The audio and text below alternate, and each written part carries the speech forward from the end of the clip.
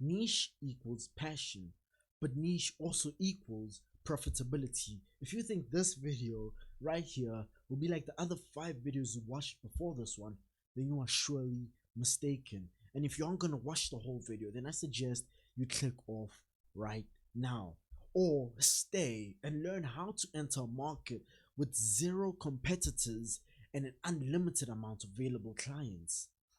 The secrets to SMMA niches and how to tackle them. Let's get into this video. So before I start telling you what these niches are, first we need to identify what a niche is. A niche is a group of, well, in our case it would be a group of businesses that we would want to reach out to, or that we'd want to work with, right? So what businesses do you want to work with, or what businesses do you work with if you currently have clients? Your category, what category are you in? Like, what category are your clients in? Are they into fashion, clothing? What are they in, right? And your perfect client, what does your perfect client look like?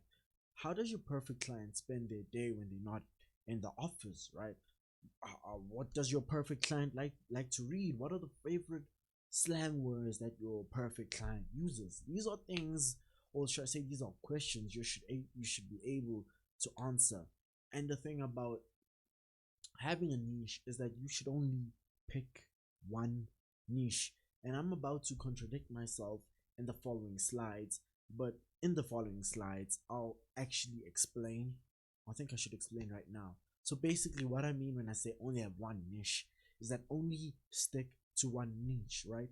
And if you wanna split and work with different businesses in multiple niches, then what I suggest you do is pick a niche, then in that niche start sub-niching, right? So we have e-commerce businesses, right?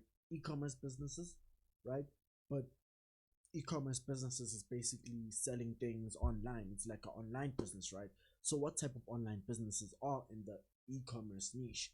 There's fashion, there's workout, there's supplements, there's jewelry, right? Those are all different sub niches, and working in all those sub niches, if you wanted to, is perfectly okay, as long as you stick in your one main niche, which would be e-commerce, right? So how many niches should you have, or basically let's say how many sub niches should you have, because you should stick in one niche, but how many sub niches should you have in that niche? My opinion, my experience, I would suggest only having about 2 to 3, right? So have 2 to 3 niches that you are passionate about. Don't just reach out to niches because I or some big guru told you to go after that specific niche, right? Your hobbies align with your niche. So if you figure out what your hobby is, what you enjoy doing, then you know what sort of niches you should be reaching out to. If you love gymming and working out, then gym should be your niche, right? Though there's something I want to tell you. E-commerce is the place to be. It doesn't mean you can't work with e-commerce clients. There are sub niches in e-commerce clients, right? Let's say you like jewelry. You could market for a local jewelry store, as well as work with someone selling info products online. It's still jewelry, right? When I say a local jewelry store and someone selling an info product online, I mean the info product is related to jewelry, right? So for all you know, the info product is how to buy Rolexes that appreciate and not depreciate, or how to buy watches that appreciate, or how to buy watches that appreciate and don't depreciate, right? That would be a sub niche of the jewelry niche, right? And the jewelry store that is online is also a sub niche of jewelry, right? It sells jewelry store. They sell jewelry. This side, he sells information related to jewelry. So as long as you stick to one sub niche, then it's totally okay, right? So let's say you love gymming, right? And you wanna reach out to gyms so that like you can market for them. What I would suggest you do is, since e-commerce is the place to be, right? Instead of reaching out to local businesses, which you can do if you want, it like e-commerce is way more profitable than local businesses, because e-commerce businesses, they actually know their numbers, right? They know the percentage of profit they made yesterday, they know the percentage of profit they made for the whole quarter, right? Whereas local businesses, they're not really sure. They know an estimate, but they don't know the exact numbers, right?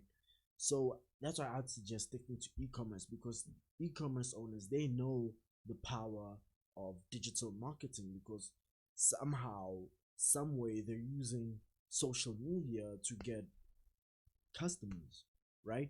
But anyway, let's say you want to work with gyms because you're a gym enthusiast, you're a workout enthusiast. Then instead of reaching out to gyms, you could go online and reach out to e-commerce businesses that sell supplements, right? uh you could reach out to e-commerce businesses that sell weight weights, right? You could reach out to e-commerce businesses that sell trainings. Like you could reach out to um people who sell courses about training and personal training and fitness and things like that. So as long as you have a niche, you can split into different sub niches, but I suggest only split into 2 to 3 sub niches, so that when you do reach out to that person, like, hey, I notice you sell courses on how to do a push-up properly. I help this other client who teach people how to do handstand push-ups correctly. Maybe I can help you, and also help a previous client teach people how to do jumping jacks correctly. Maybe I can help you with your course about teaching people how to push up, right? So outreaching to a client in that method is way more better than saying, hey, I run a business named BKhunga Media and I wanna help you scale your business. Like, which sort of person, which sort of agency would that person pick? You definitely pick the person on this side who specializes in selling courses for people who teach other people how to gym, right? So pick a sub niche and only pick 2 to 3 sub niches and specialize in those 2 to 3 sub niches. So some examples could be info product entrepreneurs, e-commerce business owners, local businesses, and software owners, right? And these 1, 2, 3, 4, these four right here are the main niches, right? And then you'd want to split these main niches into sub niches and pick the sort of businesses you'd want to work with, right? Then these are not niches, only a way these businesses run. A gym is a niche, a dentist is a niche, a fashion brand is a niche. The e-commerce business is not a niche, it's just a way of running your business, right? E-commerce businesses are run online, local businesses are run offline, right? Info products are people who sell courses. Maybe they sell PDFs, books, right? Digital books. So how would you reach out to these different niches? Although I did state they're not niches, but like, how would you reach out to these sort of niches? Well, for info product owners, you'd want to Instagram DM them and Facebook DM them, because they're more likely to like connect with you and talk to you on those 2 platforms than they are via cold calls or cold emails, right? Because like how I stated earlier in right here, how I stated, you need to find out who your perfect client is. You need to find out how your perfect client spends their day, right? Look at me showing you what we're going to be doing next. So basically, info product owners, they're more likely to be on those two platforms because they're communicating with their audience, right? They're even communicating with people who have bought their products online. So that is most likely where you'll find them, because when you communicate to them on those two platforms, they'll assume that you're either a fan of theirs, part of their audience, or you're one of their customers, right?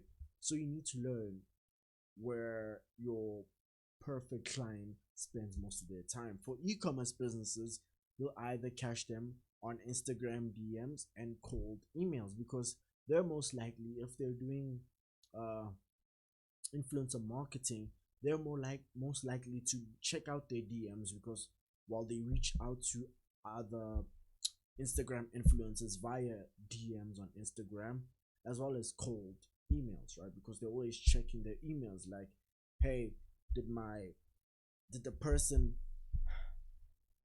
Chinese supplier send me an email about any problems? Are there any situations I gotta fix, right? Local business owners is cold calls, right? Now notice how local business owners are not Instagram DMs, they're not cold emails, they're not Facebook DMs, because local business owners are 9 times out of 10 working inside the business building the whole day, right? Like a person who owns a restaurant will most likely be inside that restaurant helping his staff members, or like just managing his staff members. A dentist will be doing what a dentist does, right? Looking through people's teeth the whole day. A chef would be cooking meals the whole day, right? A lawyer will be doing lawyer things the whole day, like reading through papers, right? Or maybe in a courtroom trying to defend someone, right? So you need to know where your perfect client is spending most of their time. I can't stress that enough. And software owners would be through Instagram DMs and cold emails. Basically, software owners, you could basically contact them through the same way you'd contact an info product owner and an e-commerce owner, right? And niches that aren't getting attention. I'm sure this has been what you have been dying for this whole video. Niches that aren't getting attention. We have CBD products, right? That's cannabis products, which Facebook has now allowed to be advertised. Just keep it low key, right? This, I think it's somewhere this year, like Facebook allowed people to advertise cannabis products in 2020. Maybe moving forward they might still do, they might not, but they allow it, but they are still a bit more stricter than in other ads. So like showing the actual cannabis plant, I think you should avoid doing something like that. But showing the product and like the container of the product with the product inside, that would be kind of okay, because you're not necessarily showing the actual cannabis plant, sorry, right? Hotels, these hotels, right, they're paying companies like Expedia and Trivago. I don't know if you have Trivago in your country, right? But they're paying these businesses to bring them customers, because all their businesses come from travel sites, right? So it's not like you're typing in on your phone such and such hotel, right? Because you don't even know such and such hotel exists. You're probably gonna go to Trivago, Expedia, and say hotels in London, right? Or hotels in Cape Town. And then Expedia and Trivago will show you different hotels that are there in that location you want to go to, and you're most likely gonna pick one of those hotels that you see that you think you might enjoy than the other ones, right? So these hotels, they're they're used to having to pay third-party businesses to advertise on, right? Or to paying third parties to bring them clients, right? And they're paying people like Expedia and 𝐥𝐤𝐤𝐞 thousands of dollars, right? As well as the fact that Expedia and 𝐥𝐤𝐤𝐞, on top of being receiving money on advertising for these hotels, they're receiving a percentage of the profit that they make from these customers they get them, right? Watch dealers who don't do any ads at all.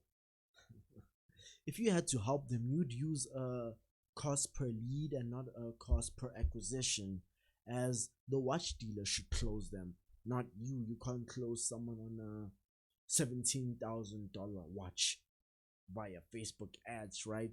You can have them, you can make them interested in it, right? You can make them interested in it via using ads, but once you've made them interested in it, you gotta connect them with the watch dealer, so the watch dealer can persuade them into actually buying that product. And a lot of watch dealers don't run any ads, right?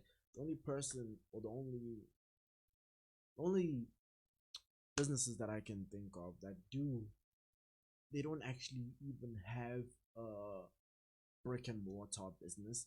Now, these are probably Chrono24, Top Watch, Movement. But then the problem with Movement sells like $100 to $500 watches, and these two right here, we talking about 10 to 12, 15, 20, $30,000 watches, not a couple $100 watches. So yeah, because that way your retainer could be much higher, right? If you're getting a watch dealer client, a profit of $1,000 to $2,000 per customer, you get them, and you're getting them like 20 customers, or let's say at the very least 10 customers a month. Are they not willing to give you $4,000 to $5,000 a month for them to get $10,000 a month? I mean, I would be willing to. I'm sure they would too, right? So supplementation, people are super obsessed about health and getting healthy quickly. Now, a lot of people are jumping into supplementation, so you might be a little bit late, right? But just as there are a lot of people jumping into supplementation, there are still a lot of businesses that are starting their own supplementation business, and you can jump into them. You can jump on there and help them with their advertising, right? But you don't want to help a startup that is just starting up, right? The business should have at least like 6 months running, right? For you to know that they have like some sort of cash flow that they can pay you cash, right? So pet products, because who doesn't have any pets, right? Just ensure the products they sell are higher than $40 per product, because they need to be making a good amount of profit per product for you to be able to charge them $1,000 to $2,000 to $6,000, $10,000 a month. And that is the end of the video. If you found this video helpful, then hit the like button. If you haven't subscribed yet, because 79% of you unsubscribed, subscribe right now. If you don't want to like go out of this full screen mode and hit the subscribe button, then there's a little icon right here or right there. You can just click that, subscribe, join the family. We talk about SMMA and entrepreneur related content on this platform. You can join our community. We started a community last week. We started our own community group last week. There's a link in the description to join the tribe community. in the description below, as well as in the comments. If I'm not mistaken, I'll put it as a pin in the comments. You can join that community. You can ask me any question you want to ask me on the comment section below. If you want a little more detailed answer, or you want to just communicate with other people who are also into SMMA and entrepreneur related things, then join the community, man. So subscribe, share this video, like this video, comment. Until I see you guys in a minute. 𝐥𝐤𝐤𝐞.